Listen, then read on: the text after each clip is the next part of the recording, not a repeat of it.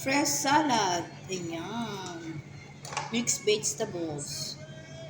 Ito, nilagyan siya ng isang pirasong lemon.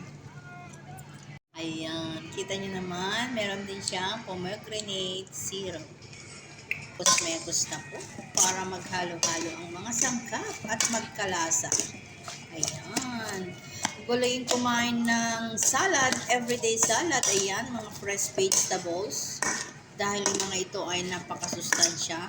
Ayan ang cucumber, parsley, tomato. Ayan, mga iba't ibang uri ng gulay. O yan, nilagyan na ng pomegranate fruits. O, diba? Pati din yung salad, meron. Ready to serve. Lagay na po dito sa lagayan niya. At ipapasok sa loob para sa amo. Hindi pwedeng walang salad. Kailangan may salad yan araw-araw.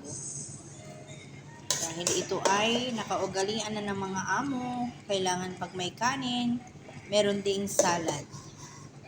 Diba? Ganda. Ang ganda ng tignan. Ayan, nilagyan siya ng sanobar. Ayan, sanobar. At saka yung prinito na kubos. O, diba? Ang ganda ng tignan. O, yan, may salad.